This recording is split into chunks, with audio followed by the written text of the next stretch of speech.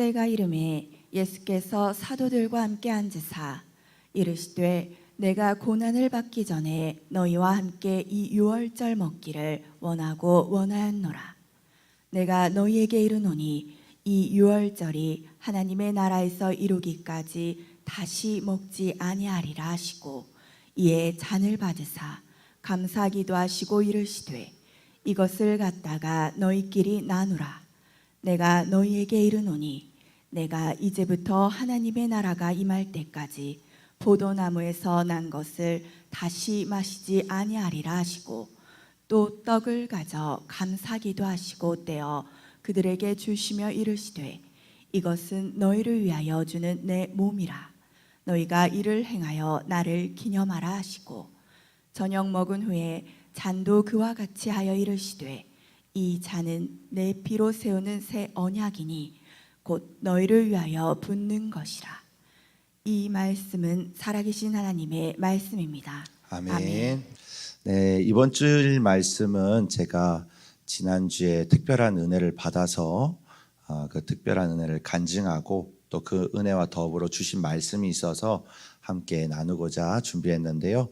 말씀 제목은 주의 만찬의 축복입니다. 주의 만찬의 축복. 성찬을 성경에서는 주님의 만찬이다라고 표현을 합니다. 여러분, 하나님이 예비하신 주의 만찬에는 반드시 축복이 있습니다. 그 축복을 우리가 받아야 될 줄 믿습니다. 성찬에는 귀한 하나님의 은혜가 숨겨져 있습니다. 조금 뜬금없는 예화일지도 모르겠는데 일본 사람들이 독도는 자기 땅이라고 다케시마 거라고 하면 우리가 항상 이 말을 하죠. 독도는 우리 땅이라고 이렇게 말을 하는데 그렇게 말하는 특별한 이유가 있죠. 확실한 근거가 있습니다. 그냥 우리가 목소리 큰 사람이 이긴다고 목소리 크게 하면 이기는 게 아니라 그 독도가 우리 땅인 근거가 있죠. 역사적 근거라고 하는데 이제 우리나라에서 인정하는 역사적 근거 자료가 있습니다. 그걸 내적 근거라고 해요. 그래서 이제 예전 세종 때도 그랬고 고종 때도 그랬고 독도를 우리나라 관할구역으로 정하는 그런 역사적 자료가 남아 있습니다. 사실은 내적 근거, 내적 증거보다 더 중요한 것은 외적 근거, 외적 증거입니다. 일본에서도 독도가 한국 땅이 맞다라고 증언해주는 그런 근거 자료가 있으면 우리가 더 확실하게 말을 할 수가 있는 거죠. 그래서 예전에 이런 1800년대에 관리가 열심히 정밀히 조사를 해서 독도는 우리나라 땅이 아니다, 일본 땅이 아니다, 저쪽 땅이니까 건들지 마라. 이제 그렇게 공문을 내린 게 있는데 그게 발견이 됐습니다. 그래서 이걸 갖고 우리가 독도는 우리 땅이라고 확실하게 믿고 말할 수 있는 거죠. 마찬가지로 예수님께서 2000년 전에 이 땅에 존재하셨고 우리를 위해서 십자가에서 죽으셨다는 것도 이러한 근거로 믿을 수가 있습니다. 네, 할렐루야. 네, 주무시는 분이 계셨는데 저 사람이 또 저 어린아이를 통해서 하나님이 잠을 깨게 해주시는 것 같습니다. 네. 자, 그래서 우리가 예수님 믿는 사람들이 인정하는 증거 자료가 있죠. 기독교에서 인정하는 내적 증거 자료는 굉장히 풍부합니다. 굉장히 근거가 넉넉합니다. 할렐루야. 그래서 예수님의 십자가를 여러분 믿으시길 바랍니다. 예수님이 실제로 2000년 전에 존재하셨고 나사렛 예수께서 십자가에서 죽으셨다. 더 중요한 것은 예수님 믿지 않는 사람들이 인정하는 역사적 자료가 있다는 겁니다. 그래서 유대교 신자였던 요세푸스가 유대인들의 역사, 이스라엘 백성들의 역사를 쓴 서적이 있는데 그게 이 책입니다. 이 책의 내용에 보면은 예수라는 지혜로운 사람이 있었다. 그 지혜로운 사람은 너무나 신비로운 일을 많이 해서 사람이라고 볼 수 있을지 모르겠다. 근데 그 사람이 빌라도에 의해서 죽었다. 이것을 잘 기록해 놨습니다. 빌라도가 유대의 유력 인사들의 청에 의해 그를 십자가에 달려 죽게 했다. 기독교 신자가 아니고 유대교 신자인데도 불구하고 성경에 안에 있는 내용을 정확하게 묘사하고 있어요. 할렐루야. 우리는 그래서 예수님께서 역사적으로 실제적으로 이 땅에 존재하셨고 십자가에서 처형당하셨다는 것을 알 수가 있습니다. 더 중요한 자료가 있는데 타키투스라는 로마 시대의 고관이 쓴 로마에 관련된 역사 기록이 있어요. 이 사람은 비기독교인, 특별히 로마 황제를 신으로 모셨던 우상 숭배자입니다. 그가 예수님에 대한 언급을 간결하게 했는데 중요한 내용을 언급했습니다. 이 일파의 명칭의 유래가 된 크리스투스라는 자는 그리스도를 말하는 겁니다. 티베리우스 치세하에 황제 총리 폰티우스 필라투스에 의해 처형되었다. 본디오 빌라도에 의해서 십자가형에 처형되었다. 할렐루야. 분명하게 말하고 있습니다. 많은 사람들이 왜 성경에 예수님을 믿냐? 그럼 왜 성경 밖에 예수님은 없는 거냐? 성경에 있는 예수님이 실제로 존재했다면 근거를 성경 밖에서도 찾아야 되는 것 아니냐? 그렇게 말하면 우리가 이것을 내어줄 수 있어요. 할렐루야. 이 사람은 왜 더 신뢰가 가냐면 그리스도인을 굉장히 싫어하는 사람이었습니다.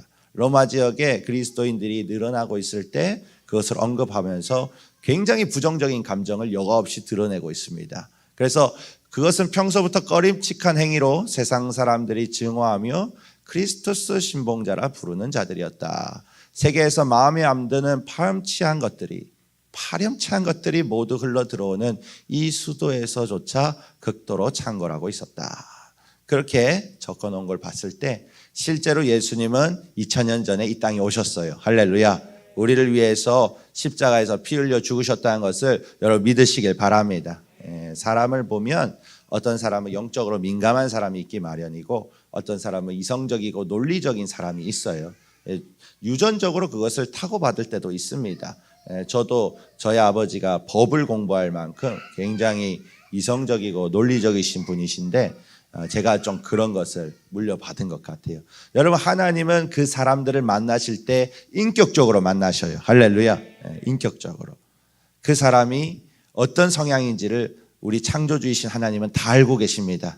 그래서 주님께 나아오기로 힘쓰고 노력한다면 하나님께서 여러분이 이해하고 여러분이 믿을 수 있는 확실한 믿음의 근거를 주실 줄 믿습니다. 성만찬 얘기하면서 왜 이걸 가져왔냐면 저 이유 때문이에요. 왜 타키투스는 저렇게 그리스도인들을 혐오했을까? 왜 파렴치한 것이라고 묘사를 했을까? 이제 역사학자들이 연구를 해서 추론으로 결론 내린 게 있는데 그게 뭐냐면 그리스도인에 대한 오해가 하나 있었어요. 이 그리스도인에 대한 오해가 뭐냐면 사람을 먹는다 이런 오해가 있었어요. 예수님을 믿지 않는 자들이 살과 피를 먹는 의식을 보면서 이 사람들은 식인종들이다. 어쩜 저렇게 할 수 있냐. 그렇게 오해를 한 거예요. 타키투스도 아마 그렇게 오해한 것 같습니다. 그러나 예수님께서는 사람을 먹는 게 아니라 예수님을 기념하며 떡과 포도주를 먹으라 하셨죠. 할렐루야. 그래서 예수님께서 누가복음 22장에는 이렇게 말씀하셨습니다. 다 같이 22장 읽겠습니다. 시작. 또 떡을 가져 감사 기도하시고 떼어 그들에게 주시며 이르시되 이것은 너희를 위하여 주는 내 몸이라. 너희가 이를 행하여 나를 기념하라 하시고 아멘. 예수님이 떡과 포도주를 떼어 주시면서 나눠 주시면서 내 몸이다, 내 피다 하면서 주셨어요. 그래서 그리스도인들이 똑같이 주님의 몸입니다, 주님의 피입니다 하면서 나눠준 것에 아마 오해하지 않았나 이렇게 생각하고 있습니다. 여러분 예수님께서는 주의 만찬을 하면서 주님을 기념하라 하셨습니다. 여러분 이 말씀에 순종해야 될 줄 믿습니다. 주의 만찬은 순종해야 됩니다. 왜냐하면 거기에는 엄청난 축복이 숨겨져 있기 때문이에요. 왜 예수님께서 주님의 살과 피를 먹으며 기념하라 하셨냐? 첫 번째, 우리가 먹음으로 죄를 지었기 때문입니다. 먹음으로 죄를 지어서 예수님의 것을 주심으로 먹음으로 회복시켜 주시는 거예요. 할렐루야. 회복시켜 주신다. 우리가 먹으면서 죄를 지었나? 내가 처음 죄를 지은 게 뭐지? 여러분 기억 안 나실 겁니다. 저도 기억 안 납니다. 그런데 성경은 분명히 먹음으로 말미암아 우리가 죄 안에 놓이게 되었다라고 말씀하고 있어요. 누가 먹었느냐? 아담이 먹었습니다. 하와가 건넨 선악과를 먹음으로 말미암아 죄를 짓게 되고 그 아담의 죄가 세상 모든 사람에게 이르게 됐다고 성경은 말하고 있습니다. 그래서 그가 먹었다. 하와가 먼저 먹었는데 왜 아담에게 죄값을 묻느냐? 아담이 주의 말씀을 들었기 때문입니다.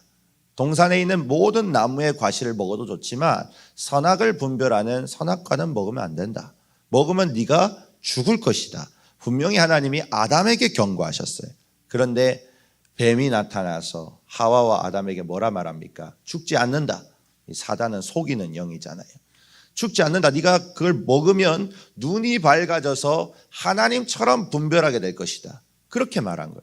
그래서 아담에게 교만이 생긴 겁니다. 아담에게 욕심이 생겼습니다. 나도 피조물로서 사는 것이 아니라 창조주로 살아보겠다. 하나님의 권세를 나도 가져보겠다. 이러면서 선악과를 먹게 된 것입니다.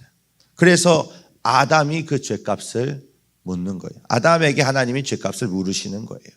그래서 성경은 분명히 말합니다. 로마서에 보면 한 사람으로 말미암아 죄가 세상에 들어오고 죄로 말미암아 사망이 들어왔나니. 우리는 먹어서 죄를 지었는지 안 지었는지 몰라요. 그러나 성경은 분명히 말합니다. 아담이 먹음으로 죄를 범했는데 그 죄가 세상에 들어왔다. 그 죄의 속성을 세상에서 살고 있는 우리가 모두 가지게 되었습니다. 다 하나님처럼 되려고 하는 욕망이 있습니다. 지금 우리가 워낙 힘들어서 먹고 사는 문제가 앞에 있어서 먹고만 살았으면 좋겠다라고 생각하지만 이제 먹고 사는 문제가 해결되면 사람들은요 자연스럽게 내가 인정받았으면 좋겠다. 내가 영광을 누렸으면 좋겠다. 내가 좀 하나님처럼 살아보고 싶다. 이렇게 되는 거예요.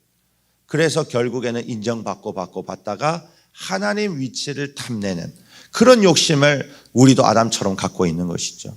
사람들은요 칭찬할 때 극한의 칭찬을 하는 걸 좋아합니다. 그래서 유재석 같은 사람을 보고 윤우님이라 그러고 스케이트 선수 김연아를 보면서 간연아라 그러고 다 하나님의 권세의 표현을 사람에게 붙여버려요. 그게 죄의 속성이에요. 그게 원죄입니다. 또 하나 우리는 하나님처럼 선과 악을 자신의 기준을 가지고 분별하려고 합니다. 대표적으로 정치를 보면 진보와 보수가 있습니다. 그들 굉장히 똑똑한 사람들입니다. 법을 배운 사람들이고 지성인들이에요. 나름 논리가 탄탄합니다. 그런데 서로 싸우죠. 경제 문제를 어떻게 풀어야 되냐. 보수가 이게 선이다. 이렇게 하면 풀린다라고 말하면 지금 진보에서는 그건 악이다. 그건 옳지 않다. 이러고 싸웁니다. 사회적인 화합의 문제를 어떻게 풀어야 되느냐. 진보가 이게 선이다. 이 정책을 하면 풀린다. 이게 옳다. 그러면 보수 쪽에서도 나름 논리적인 근거를 갖고 이건 틀렸다, 이건 악하다, 이건 옳지 않다 하면서 싸우는 것이죠. 이 아담의 원죄의 속성이 여실히 드러나는 것입니다. 우리가 우리 나름 선과 악을 분별하며 살고 싶어 합니다. 그래서 성경은 뭐라 말합니까? 12절에 이와 같이 모든 사람이 죄를 지었으므로 사망이 모든 사람에게 이르렀느니라. 모든 사람은 태어날 때부터 원죄를 갖고 태어납니다. 아담의 죄를 물려받게 되었습니다. 그래서 이 세상에서 아무리 착하게 살아도 아무리 고행을 하며 선하게 산다고 노력해도 우리는 죽으면 다 죄값을 치러야 돼요. 그래서 영원한 사망인 지옥에 들어갈 수밖에 없는 운명이 된 것입니다. 여러분 이 말씀을 제가 준비할 때 확신 가운데 준비했어요. 준비하는 과정은 어려웠지만 하나님께서 이 말씀을 전하라고 하신다는 확신을 받았어요. 제가 지난주 금요일 날 고백했듯이 신방을 하고 예배를 드리는데 강력한 성령을 체험하게 되었습니다. 몸이 터질 것 같은 전기에 감전된 것 같은 그런 느낌을 받았는데 오히려 제 마음은 너무 기뻤어요. 할렐루야. 네, 너무너무 기뻤어요. 이 기쁨이 끝나지 않았으면 좋겠다 할 만큼 베드로의 마음을 좀 이해했어요. 베드로가 주의 영광을 봤을 때 초막셋을 지어 내려가지 맙시다. 그 마음이 이해가 되더라고요. 네. 그러면서 하나님이 이 말씀을 전하라는 저에게 확신을 주셔서 전하게 되었습니다. 근데 오늘 또 특별히 연합 예배잖아요. 제가 웬만하면 쉬운 설교하는데 설교가 생각보다 어렵더라고요. 그래서 우리 어린아이들을 위해 다음 세대를 위해 최대한 쉽게 준비하려고 그림 하나를 준비했어요. 너무 유아티 가더라도 넓은 마음으로 이해해 주시기 바랍니다. 네, 아담이 선악과를 먹었습니다. 하나님이 먹지 말라는 선악과를 먹음으로 불순종함으로 죄에 빠졌습니다. 문제는 그 죄가 전가된다는 거예요. 누구에게 전가됩니까? 세상 모든 사람. 나에게도 그 원죄가 전가되었습니다. 그래서 우리는 사망에 처한 운명이 되었습니다. 하나님을 떠나려 하고 결국 제 마음대로 살고 싶어 하고 그러다가 죽으면 지옥으로 영원한 사망으로 빠질 수밖에 없는 그런 인생이 되었습니다. 하지만 하나님께서는 우리를 지옥 가도록 내버려 두지 않으셨습니다. 그분은 세상을 너무 사랑하셨어요. 세상에 있는 모든 사람들을 사랑하셨어요. 할렐루야. 그래서 이 원죄로부터 자유로워질 수 있는, 지옥으로 가는 인생에서 천국 가는 인생으로 바꿀 수 있는 방법을 하나 주셨는데, 그분이 바로 예수 그리스도이신 줄 믿습니다. 그래서 성경은 분명히 말합니다. 다 같이 읽겠습니다. 시작. 아담 안에서 모든 사람이 죽은 것 같이 그리스도 안에서 모든 사람이 삶을 얻으리라. 아멘. 아담으로 말미암아 죄가 전가돼서 모든 사람이 사망에 이르게 됐지만, 새 아담이신 예수님을 통해서 예수님을 믿으면 모든 사람이 생명을 얻는다. 할렐루야. 그 복음을 우리에게 주신 것입니다.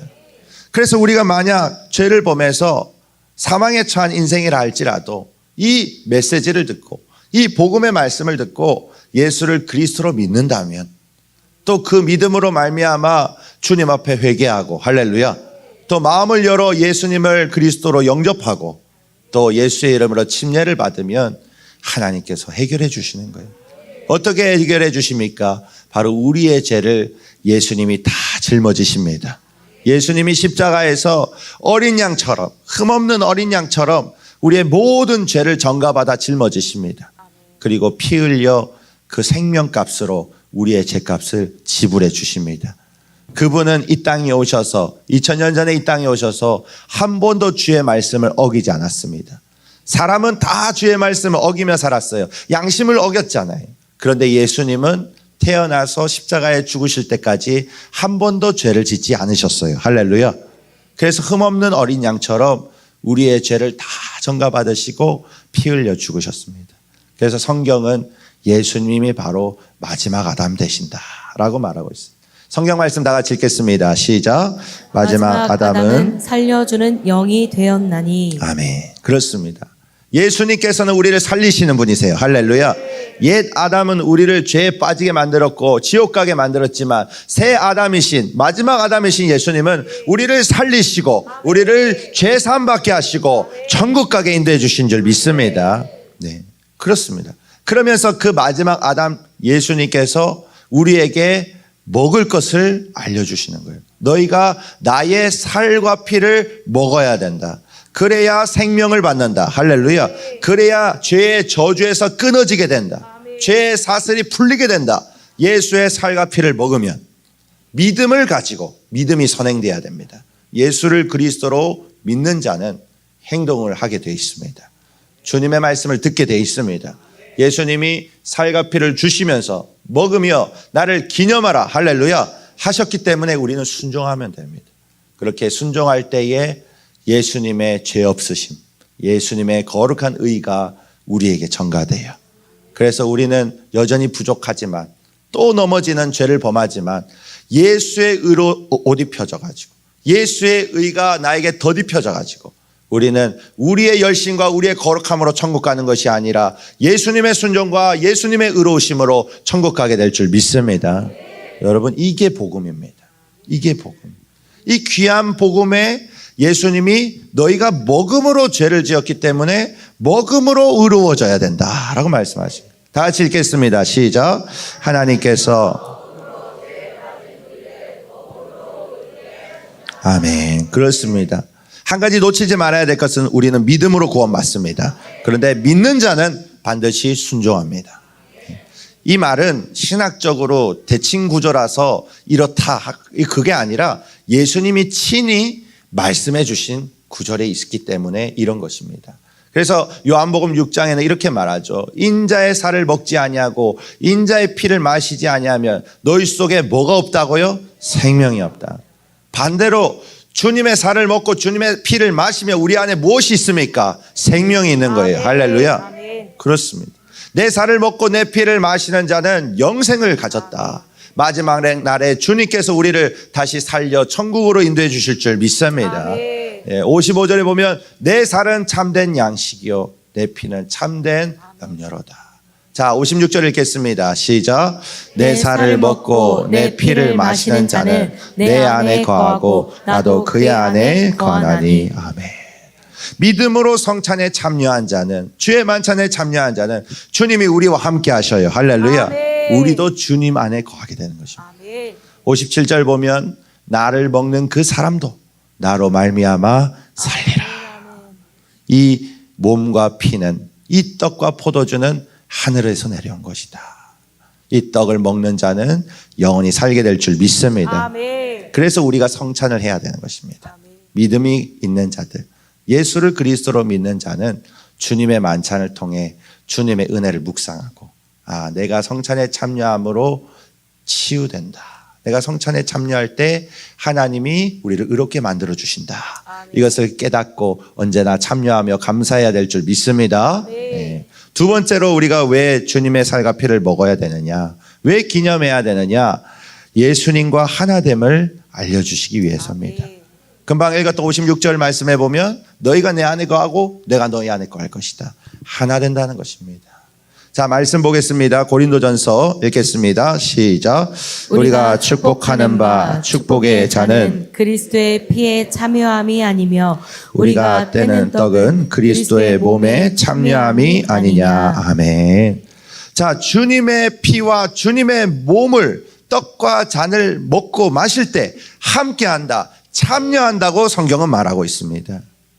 참여한다는 것은 그냥 들어갔다 나온다 이게 아니라 그 안에 하나가 된다는 거예요. 하나가 된다. 우리가 몸과 피를 먹고 마실 때 우리는 예수님의 몸이 되고 예수님의 지체가 될 줄 믿습니다.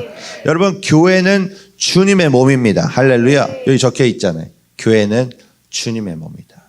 에베소서에 그 말씀이 있잖아요. 교회는 그의 몸이니 만물 안에서 만물을 충만하게 하신 이의 충만함이니라. 할렐루야. 네. 누구의 몸이라는 거예요? 주님의 몸이라는 거예요. 예수님의 몸이라는 거예요. 예수를 믿는 자의 무리, 이 교회가, 우리가 다 주님의 몸이 될 수 있습니다. 아멘. 믿음으로 성찬에 참여할 때. 아멘. 그럼 어떻게 되는 거예요? 우리가 주의 것이 되는 거예요. 아멘. 주님이 우리의 삶을 다스리시고 우리의 삶을 통치하십니다. 우리의 삶을 보호해 주실 줄 믿습니다. 우리의 삶을 선한 길로 인도하십니다. 아멘. 고난이 온다 할지라도, 악한 영이 공격한다 할지라도 예수님은 우리에게 이길 수 있는 힘을 주시고 능력을 주시고 은사와 은혜를 주실 줄 믿습니다. 이걸 분명하게 말하는 거예요. 그래서 주의 만찬을 통해 예수님의 몸에 참여하는 자는 머리 대신 예수님의 충만한 임재를 경험하게 됩니다.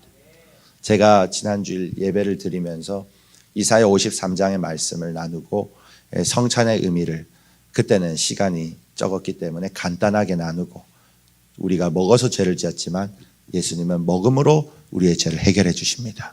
그러면서 성찬을 했어요. 그리고 방언으로 기도할 때 능력의 하나님을 경험할 수 있었습니다. 여러분, 성찬은 단지 기억하고 기념하는 수준이 아닙니다. 주님의 살과 피와 함께 연합되는 것입니다. 예수님과 하나 되는 것입니다. 그러면 예수님의 능력이 나의 능력이 되는 거예요. 예수님의 능력을 우리에게 주셔서 그 능력을 소유하게 될 줄 믿습니다. 그러면 세상과 싸워 이기는 것이죠. 내 힘으로 사는 것이 아니라 이제부터는 주의 능력으로 산다. 여러분, 이것을 성찬이라는, 주의 만찬이라는 예식 속에 하나님이 담아 놓으셨습니다. 여러분, 하나님은 여러분을 사랑하셔서 그 은혜를 깨닫게 해주신 줄 믿습니다. 네, 이제 우리는 성찬에 참여할 것입니다. 이 성찬에 참여할 때 유의해야 될 게 하나 있습니다. 주의 이름으로 침례나 세례를 받으신 분은 성찬에 참여하실 수 있습니다. 또는 침례와 세례를 아직 못 받았지만 나는 진짜 예수님을 그리스도로 믿는다, 이런 고백이 있는 분들은 성찬에 참여하실 수 있습니다. 나의 구원자, 주님이 나를 죄와 사망에서 구원하셨다는 믿음, 그리고 나의 통치자, 이제 내 뜻대로 사는 것이 아니라 주님의 뜻대로 살겠습니다. 지금까지는 내 마음대로 살았지만 앞으로 모든 결정권을 주님께 드리겠습니다. 내가 생각하는 것보다 주님께서 더 큰 일을 행하여 주실 것을 믿습니다. 그런 믿음이 있는 자는 성찬에 참여하실 수 있습니다. 믿음이 없이 성찬에 참여하면 고린도전서 말씀해 보면 죄를 범한다 했습니다. 그러나 믿음이 있고 성찬에 참여하면 주 안에서 의를 행하게 될 줄 믿습니다. 네, 그래서 이 시간 찬송가 229장 부르면서 성찬 예식을 갖도록 하겠습니다.